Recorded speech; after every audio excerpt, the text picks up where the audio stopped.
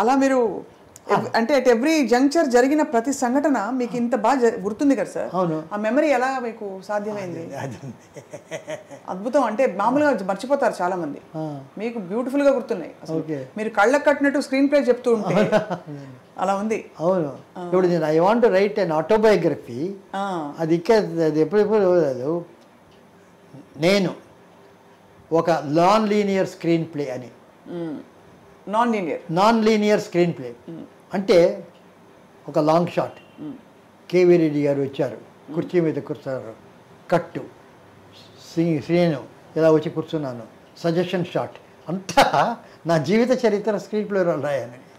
Beautiful, భలే idea sir. మీ ఎనర్జీకి నిజంగా జోహార్లు. చాలామంది అంటే ఒక చిన్న ఏదో చేసేసాం అయిపోయింది ఇంకా ఇంకేం చేస్తామని అనుకుంటున్న టైంలో మీరు తీసిన ఒక్కొక్క సినిమా మీరు తీసిన సినిమా సార్, మీ జనరేషన్ కంటే సీనియర్స్ ఎవరెవరు చూసి షబాష్ అని మెచ్చుకున్నారు సార్? అదేంటి చెప్పనా, ఒకటి చాలామంది అడిగారు సినిమాలు రియల్ లైఫ్ని ప్రతిబింబించాలని, they must reflect real life ఉంటే దాన్ని సినిమా. నాకు అది తెలీదు. రియల్ లైఫ్ సినిమాను ప్రతిబింబిస్తుంది. అవును, రివర్స్. అది ఎట్లా అంటే ఇప్పుడు మనం థియేటర్లో కూర్చున్నాం, ఒక విలన్ వచ్చి ఒక హీరోయిన్ని కిడ్నాప్ చేసి గుర్రం మీద ఎక్కించుకొని వెళ్ళిపోతుంటాడు. హీరోకి తెలుస్తుంది అతను ఒక గుర్రం మీద చేసు, అతను గ్యాలపింగ్, ఈ గుర్రం గ్యాలపింగ్ అనేది. మధ్యలో హీరో గుర్రం పడిపోతుంది, మళ్ళీ ఎక్కుతాడు. అయ్యో మనం ఏమనుకుంటున్నాం, అతను రీచ్ అవుతాడే లేదని అక్కడికి వెళ్తాడు, చివరికి రాళ్ళు పడతాడు. తర్వాత కాలువ వస్తుంది, కాలువ వచ్చిన తర్వాత అక్కడ బ్రిడ్జ్ ఉంటుంది, రోప్ బ్రిడ్జ్. అది విలన్ బాగా దాటి వెళ్ళిపోయి ఒక కత్తితో ఆ రోప్ బ్రిడ్జ్ని కొట్టేస్తాడు. ఇక్కడికి వెళ్ళేప్పటికి హీరోకి లేదు. ఇప్పుడు ఎట్లా? అప్పుడు హీరో మళ్ళీ అలా చూసి వెనక్కి వెళ్ళి ఒక్కసారి వచ్చి ఆ కెనాల్ చంపేస్తాడు. అవును, క్లాప్స్ ఆధారం. ఇదే మనకి. కానీ మనకు ఆ టైంలో మర్చిపోయేది ఏమిటంటే ఆల్ దిస్ ఈజ్ రికార్డెడ్. అవును, అంతే కదా, మర్చిపోతాం. అదే ఆడియన్స్కి అలా తప్పదు కదా. ఆ టైంలో ఇదంతా రికార్డెడ్. ఎన్నిసార్లు వచ్చినా అదే గుర్రం అదే టైంలో అదే దొక్కుతుంది. మనం అనుకునే విషయం. సో లైఫ్ అదే. ఇప్పుడు మనం ఇద్దరం మీట్ అవుతున్నాం ఇక్కడ. వీ థింక్ మనం ఒక ప్రోగ్రామ్ వేసాం, యూ థింక్ ఐ హ్యావ్ అప్పుడు కాలేదు, I think I'm writing, all recorded. అంతేనా? అంతే కదా. సో మీరు ఇన్ని సినిమాలు చేశారంటే నేను చేసేది కాదు, అది రికార్డెడ్. ఎవ్వరికి ఏ క్రెడిట్ లేదు ప్రపంచంలో. అలా ఎలా అంటారు సార్? అదే అది వచ్చింది, అలా వచ్చేది ఒక డివైన్ వచ్చింది. You are destined, you are got to do this, you got to do this. చేసాం, అయిపోయింది కదా. నాకు అనిపిస్తుంది సార్ మీరు తీసిన సినిమాలన్నిట్లో ఎక్కువ డీప్ ప్రేమాయణాలు ఉండవు. ఎందుకు ఉంటాయి అంటే ఉండవని కాదు, కానీ దారుణంగా అదంతా ఫ్యామిలీలో అయిపోయింది. అంతేనా? మీ డీప్ ప్రేమాయణం అంతా ఫ్యామిలీలోకి వెళ్ళిపోయింది, ఎగ్జాస్ట్ అయిపోయింది. సో సినిమాకి వచ్చేటప్పటికి అదంతా ఆర్టిఫిషియల్ ఏదైతే తర్వాత పెద్ద అంత డీప్గా నాకు ఆ లవ్ అనేటటువంటిది అంత దాని మీద నమ్మకం అది ఉందని నాకు అనుకోరా సార్? అనుకోను. సెక్స్ పార్ట్ అది అంతా ఉన్నా దట్ ఈస్ నాట్ లవ్. కానీ చెప్తారు లవ్ స్టోరీస్ అని, Laila Majnu, Romeo and Juliet. I don't think. మీకు కామెడీ అనిపిస్తాయి అవన్నీ? నవ్వు వస్తాయా అవన్నీ వింటే? నవ్వు వస్తాయి కాదు, రియాలిటీ కాదు ఇది. దేని మీద అది ఒక మంచి small feeling of reality, even a fantasy, ఫోక్లోరే. అది వచ్చినప్పుడు రియాలిటీ ఉంటుంది. అది దట్ ఈస్ ఇప్పుడు ప్రహ్లాద హిరణ్యకశిపుడు వేమూరి గగ్గయ్య వేశాడు, ధిక్కారమును చేతునా అని. వాడు మహాక్రూరుడు, వాడిని చంపు పైనుంచి అన్నారు. ఇది జరుగుతుంది, అందరూ చూశారు. అదే అలాగే హెచ్ఎం రెడ్డి గారు అందరూ తీశారు. బళ్ళారి రాఘవాచారి గారు వచ్చేటప్పటికి నాటకంలో ఆయన వేసేటప్పటికి ఆయన ఆ రాక్షసత్వంలో అంత రాక్షసుడైన ఒక తండ్రి. అవును, ప్రహ్లాదుడు నారాయణ అనడం ఇష్టం లేదు, ఎందుకంటే నారాయణ పడితే కోపం. కానీ నా కొడుకు ఎందుకు నాకు అగ్రెస్ట్గా పోతున్నాడు అనేది బాధ. అదే ఆయన చూపించాడు. అదే ఎస్వి రంగారావు ఫాలో అయ్యారు ప్రహ్లాదరావు. సో ఆ జెన్యునెస్ వచ్చినప్పుడు అది ప్రహ్లాద కథ అయినా గెట్ టచ్. అవును, కరెక్ట్, అర్థమైంది sir. There is a genuineness about the whole thing. ఆ ఎమోషన్లో, ఆ పారవస్యంలో, భక్తిలో, ఆ బాధలో అన్ని జెన్యునెస్ ఉన్నాయి, కానీ ప్రేమలో లేదంటారు.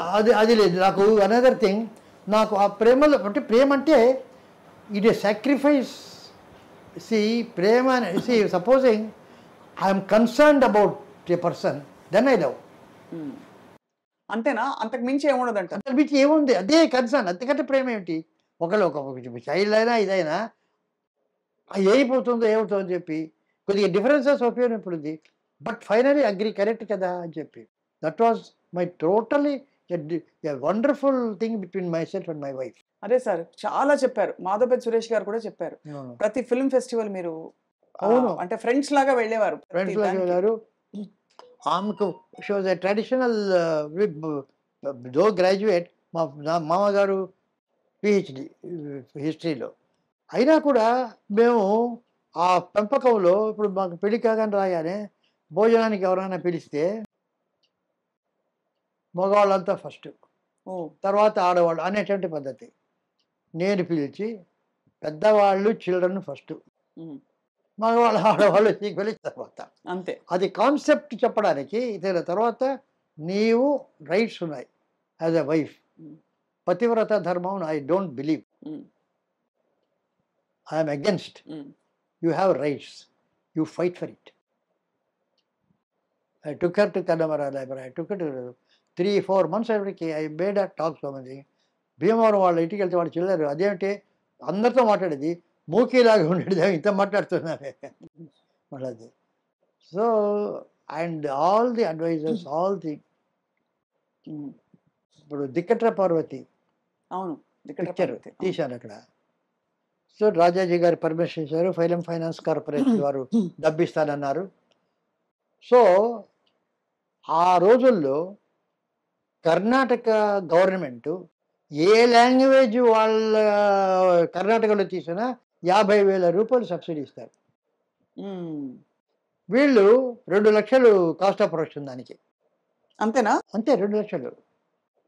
ఆ రోజు అంతకుముందు సంస్కారం 1 లక్షే. దానికి నేను ఎగ్జిక్యూటివ్ డైరెక్టర్, గోల్డ్ మెడల్. అంతేనా సార్? 1 lakh 2 lakhs ఉండేది అంతే. 2 lakhs 2 lakhsలో అందరికి వేరే ఒకటి 20 రోజులు ఫినిష్ చేస్తూ వచ్చాం. అప్పుడు లొకేషన్ షూటింగ్ నాకు ఒక క్రికెట్ ప్లాన్ ఉండింది. ఏమిటంటే కర్ణాటక వాళ్ళు సబ్సిడీ ఇస్తారు, కర్ణాటక తమిళ్ నేటివిటీ కావాలా. సో తమిళనాడు కర్ణాటక బార్డర్లో ఒక విలేజ్ చూసి, తమిళ్ విలేజే కానీ కర్ణాటక బార్డర్ వస్తుంది యాజ్ పర్ ది బైఫర్కేషన్. ఆ ఊరిని కనుక ఫిక్సప్ చేసుకుంటే టెక్నికల్ సబ్సిడీ అది వస్తుంది, దీనికి నేటివిటీకి ఇది వస్తుంది, దిక్కర్ బాగుంది. సో 50,000 రూపాయలు, 2 లక్షలు 50,000 అంటే నాటి జోక్, 25% ఫండింగ్. సో వాళ్ళు 1.5 lakhs ఇస్తారు ఫిలిం ఫైనాన్స్ గారు. నేను 50,000 పెట్టుకోవాలి. నా 50,000 ఇక్కడ వచ్చేసింది సబ్సిడీగా. సో 1.5 అవుతుంది అని అనుకున్నాను. అక్కడ వస్తుంటే హోసూరు దగ్గర ఎవరో చెప్పారు, సార్ మీరు రాజాజీ గారి కథ తీస్తున్నారు, ఆయన పుట్టిన ఊరు ఒక 10 కిలోమీటర్ల దూరంలో ఇక్కడ ఉంది తొరపల్లి అని, అది చూసిరండి అన్నారు. సరే రాజాజీ గారి కథ తీస్తాం, ఇంత దూరం 10 kilometers, half an hour. So వేసుకుని వెళ్ళాం అక్కడికి. వెళ్తే ఆ పక్కన ఉండేటటువంటి ఒక నది లాంటిది, వరద, ఆ చింత చెట్లు, ఆ స్ట్రీట్స్ ఎగ్జాక్ట్గా రాజాజీ గారి కథలో ఎలాగుందో అలాగుంది. ఆయన చిన్నప్పుడు అక్కడతో ఆడుకొని ఉండవచ్చు, ఆ కథ చేసి ఆయన రాశాడు. ఇక్కడ చేస్తే పర్ఫెక్టే ఉంటుంది కానీ సబ్సిడీ పోతుంది, అక్కడ వేస్తే ఆ నేటివిటీ ఉండదు, సబ్సిడీ వస్తుంది. సో ఎవరు, how to decide that? There is nobody. The only person who can share my life I can who says is my wife. నా ప్లస్ అండ్ మైనస్ షేర్ చేసేమే okay. పిలిచి అడిగా, ఇది సంగతి, అక్కడ వేస్తే డబ్బు వస్తుంది, ఇక్కడ వేస్తే నేటివ్ వస్తుంది అంటే, అది వస్తుంది పోతుంది మనకు తెలుసండి, ఇది చిరస్థాయిగా నిలుస్తుంది ఈ పేరు. కాబట్టి ఇదే. అదే అది కానీ అది పోతే పోయింది. తిరుపతిలో చేశారు పేరు ఉంటుంది. మిగతా ఐ డిసైడెడ్. అండ్ అందుకనే అంత ఘనమైన సత్కారం జరిగింది ఆ సినిమాకి దిక్కట్ర పార్వతికి. సో అది పెద్ద నేషనల్ అవార్డు. తర్వాత మొత్తం గవర్నమెంట్ ఆఫ్ ఇండియా వాళ్ళు 500 ఫిలిమ్స్ ఫ్రమ్ ది బిగినింగ్ ఆలమారా దగ్గర నుంచి 500 ఫిలిమ్స్ని డిజిటైజ్ చేశారు. అన్ని లాంగ్వేజెస్ హోల్ ఇండియాలో. అందులో దిక్కట్ర పార్వతి ఒకటి. ఉమ్.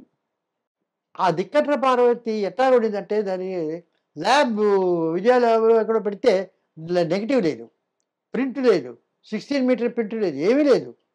ఫార్చునేట్లీ పూనా ఆర్కైవ్స్లో ఒకే ఒక ప్రింట్ ఉంది. ఉమ్. అది వాళ్ళు ఫెస్టివల్స్కి పంపించేవాళ్ళు, ఫిలిం ఫెస్టివల్స్కు.